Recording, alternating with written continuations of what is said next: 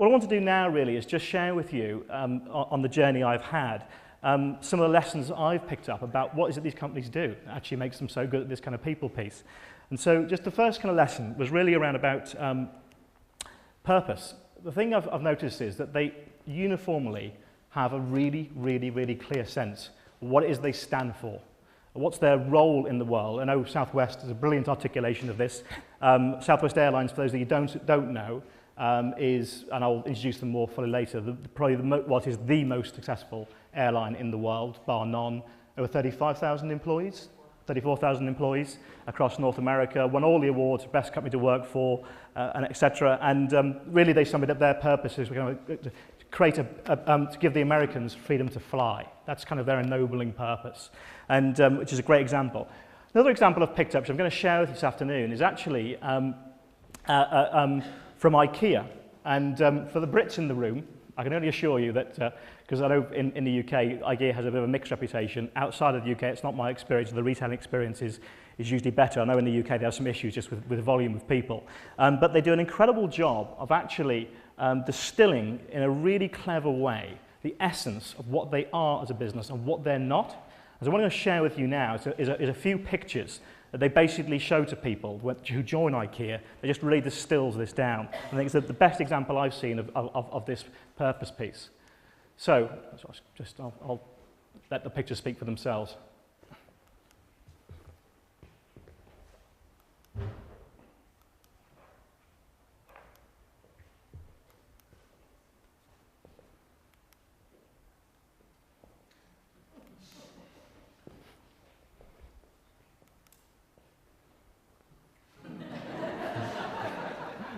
Brilliant, isn't it? Rocket science.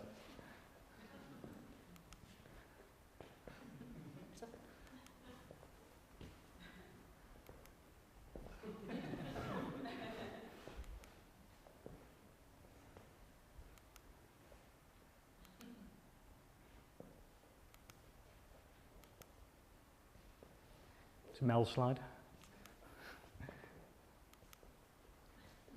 They use stories as a really incredible power and mechanism to actually distill what it is they do, what they don't do, what this company stands for, what have you. Ritz-Carlton, who you'll hear them this afternoon, are masters at this through their lineup process. One other example was just always amuses me is Red Bull.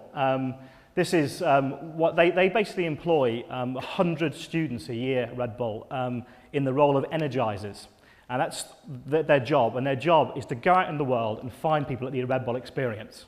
And they tend to be largely young, quite attractive women, and they put them in minis, and they let them loose in cities. And the story I heard last year, which made me laugh, was a farmer who was out in his farm, very much like this, in the hottest day in Britain. It was 90 degrees, and he's a combine harvester, and he looks up, and there are two Red Bull women on horseback riding across the field with a canister on the back and need a Red Bull experience. And this guy wrote in and just said, my God, and then that story I'm telling you now, and it kind of perpetuates itself. And, just a great example of how they use the power of stories to convey the essence of what they're about, which is, gives you wings, it makes you fly. This is kind of how they bring it through. The third thing is, and this is probably one of the biggest things I've actually noticed about these companies, is physical environment, in my experience, is probably the least utilized asset that organizations have. If you think we all have it, we all have bricks and mortar, it's probably the most expensive thing often we do. And these companies are incredibly clever about the way they use their environment to basically say, this is what we stand for, this is what we do, this is what we're about, this is who our consumers are.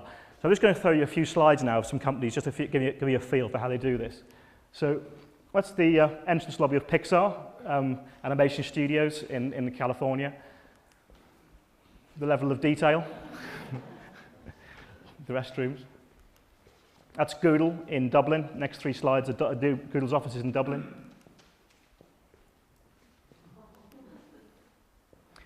But you may expect this level of creativity from companies in the movie industry and also in technology.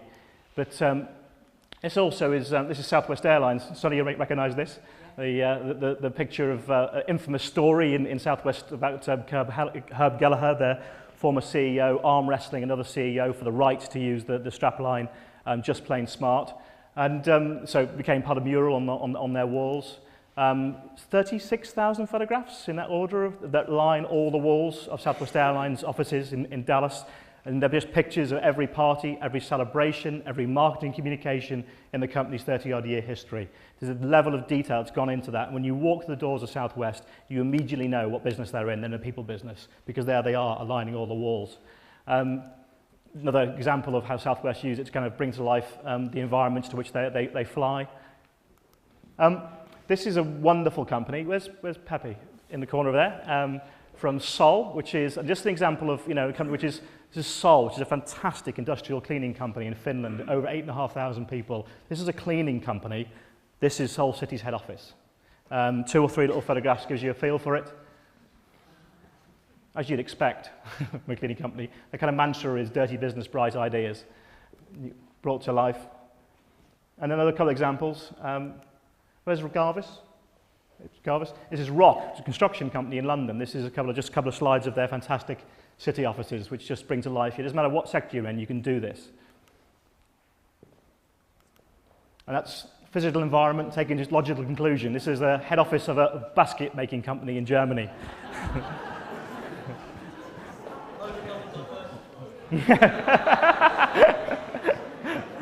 And go into water. Excellent.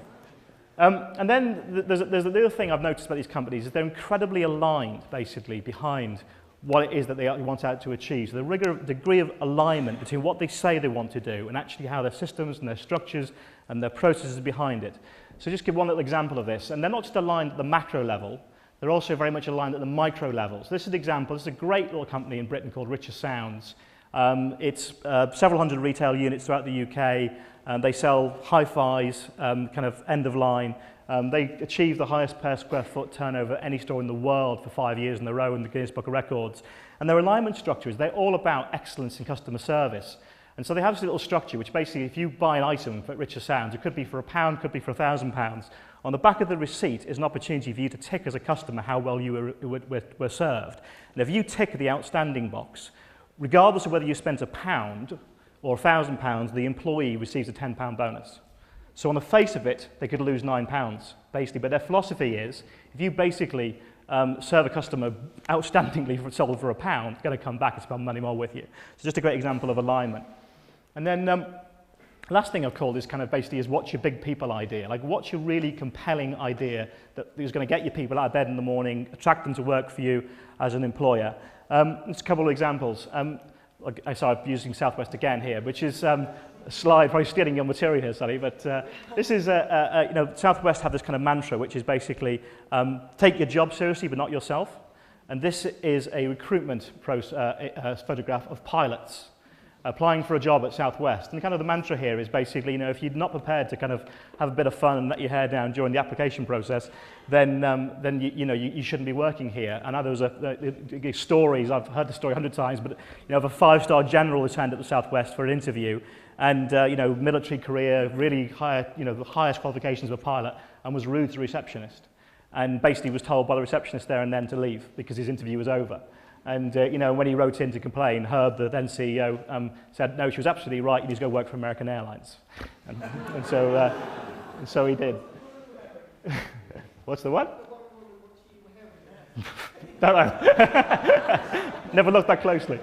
And just another quick slide of Southwest. Just also, with your big people idea, take your job seriously, not yourself. Incredibly clever they are about recruitment. This is just one example of how they recruit.